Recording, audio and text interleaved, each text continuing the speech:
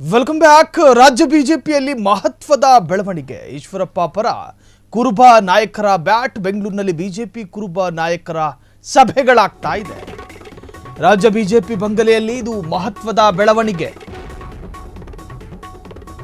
ಈಶ್ವರಪ್ಪ ಪರ ಕುರುಬ ನಾಯಕರ ಬ್ಯಾಟ್ ಅಂದ್ರೆ ಈಶ್ವರಪ್ಪರ ಪರ ಕುರುಬ ನಾಯಕರು ಬಂದು ನಿಂತಿರುವಂತಹದ್ದು ಬೆಂಗಳೂರಿನಲ್ಲಿ ಬಿಜೆಪಿ ಕುರುಬ ನಾಯಕರ ಸಭೆಗಳಾಗ್ತಾ ಇದೆ. ಕೆಎಸ್ ಈಶ್ವರಪ್ಪ ಘರ್ವಾಪ್ಸಿಗಾಗಿ ಕಸರತ್ತನ್ನು ಒಂದು ಕಡೆ ಮಾಡ್ತಾ ಇದ್ರೆ, ಅಧ್ಯಕ್ಷ ಸ್ಥಾನದಲ್ಲಿ ವಿಜೇಂದ್ರ ಮುಂದುವರಿಯಬೇಕು, ಕೆಎಸ್ ಈಶ್ವರಪ್ಪನವರು ಪಕ್ಷಕ್ಕೆ ವಾಪಸ್ ಆಗಬೇಕು, ಈ ನಿಟ್ಟಿನಲ್ಲಿ ಹೈಕಮಾಂಡ್ ಭೇಟಿಗೆ ತೀರ್ಮಾನವನ್ನು ಮಾಡಿಕೊಳ್ಳಲಾಗಿದೆ. ಒಂದೆರಡು ತಿಂಗಳಲ್ಲಿ ಕುರುಬ ಸಮಾವೇಶಕ್ಕೆ ಬಿಗ್ ಪ್ಲಾನ್ ಮಾಡಿಕೊಳ್ಳಲಾಗ್ತಾ ಇದೆ. ಭೈರತಿ ಬಸವರಾಜ್, ದೊಡ್ಡನಗೌಡ ಪಾಟೀಲ್, ಹೀಗೆ ಪ್ರಮುಖ ನಾಯಕರು ರಘುನಾಥ್ ರಾವ್, ಮಲ್ಕಾಪುರೆ, ವರ್ತೂರ್ ಪ್ರಕಾಶ್ ಸೇರಿ ಹಲವರು ಭಾಗಿಯಾಗ್ತಾರೆ.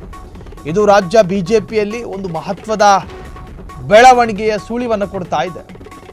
ಈಶ್ವರಪ್ಪ 6 ವರ್ಷಗಳ ಕಾಲ ಬಿಜೆಪಿಯ ಅಧಿಕೃತ ಶಿಸ್ತು ಸಮಿತಿಯಿಂದ ಉಚ್ಚಾಟನೆಗೆ ಒಳಗಾದವರು. ಈಶ್ವರಪ್ಪ ಆರಂಭದಿಂದಲೂ ಕೂಡ ಯಡಿಯೂರಪ್ಪ ಕುಟುಂಬದ ಮೇಲೆ ರಾಜಕೀಯ ಸಮರವನ್ನು ಸಾರಿದವರು. ರಾಜ್ಯಾಧ್ಯಕ್ಷ ಅಧ್ಯಕ್ಷ ಸ್ಥಾನದಲ್ಲಿ ವಿಜೇಂದ್ರ ಇರೋದನ್ನು ಕೂಡ ಇಷ್ಟಪಡದೇ ಇರತಕ್ಕಂತಹ ವ್ಯಕ್ತಿತ್ವ ಈಶ್ವರಪ್ಪರದ್ದು. ಮಗನಿಗೆ ಟಿಕೆಟ್ ಕೊಡಲಿಲ್ಲ ಅನ್ನೋ ಕಾರಣವನ್ನು ಇಟ್ಟುಕೊಂಡು ಬಂಡಾಯ ಸ್ಪರ್ಧಿಯಾಗಿ ನಿಂತ್ಕೊಂಡು ಇದೇ ವಿಜೇಂದ್ರರ ಸಹೋದರನನ್ನು ಸೋಲಿಸುವಂತಹ ಪ್ರಯತ್ನದಲ್ಲಿ ಸ್ವತಃ ಸೋತೋದ್ರು. ಸೊ ಈಗ ಬಿಜೆಪಿಯತ್ತ ಮುಖ ಮಾಡ್ಕೊಂಡು ನಿಂತಿದ್ದಾರೆ. ಹೊರಗೆ ಯಾರು ನನ್ನನ್ನು ಹಾಕಿದ್ರು ಅವರೇ ಬಾಗಿಲು ತೆಗೆದು ನನ್ನನ್ನು ಸ್ವಾಗತಿಸಬೇಕು ಅನ್ನೋ ತರಹದಲ್ಲಿ ಘರ್ವಾಪ್ಸಿಗೆ ಮುಂದಾಗಿದ್ದಾರೆ. ಜೊತೆಗೆ ರಾಜ್ಯದ ಒಂದು ನಿರ್ಣಾಯಕ ಸಮುದಾಯ ಅಂತ ಕರೆಸಿಕೊಳ್ಳುವ ಕುರುಬ ಸಮುದಾಯವನ್ನು ಅಥವಾ ಆ ಕುರುಬ ಸಮುದಾಯದ ಪ್ರಮುಖ ನಾಯಕರ ಒಳಗೊಂಡಂಥ ಒಂದು ಸಭೆಗಳಾಗ್ತಾ ಇದೆ. ಸೊ ಇನ್ನು ರಾಜ್ಯದಲ್ಲಿ ಬೃಹತ್ ಒಂದು ಕುರುಬ ಸಮಾವೇಶ ನಡೆದರೂ ಕೂಡ ಅಚ್ಚರಿ ಇಲ್ಲ, ಅದಕ್ಕೂ ಕೂಡ ಪ್ಲಾನ್ ಮಾಡಿಕೊಳ್ಳಲಾಗ್ತಿದೆ.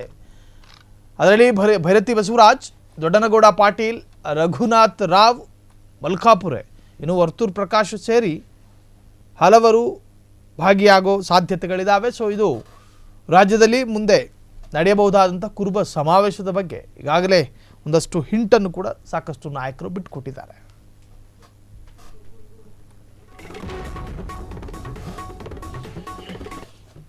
ಕ್ಷಣ ಕ್ಷಣದ ಸುದ್ದಿಗಳಿಗಾಗಿ ಫ್ರೀಡಂ ಟಿವಿ ಸಬ್ಸ್ಕ್ರೈಬ್ ಮಾಡಿ, ಲೈಕ್ ಮಾಡಿ ಹಾಗೂ ಫಾಲೋ ಮಾಡಿ. ಹೊಸ ಸುದ್ದಿಗಳ ನೋಟಿಫಿಕೇಶನ್ಗಾಗಿ ಬೆಲ್ ಐಕಾನ್ ಮೇಲೆ ಕ್ಲಿಕ್ ಮಾಡಿ.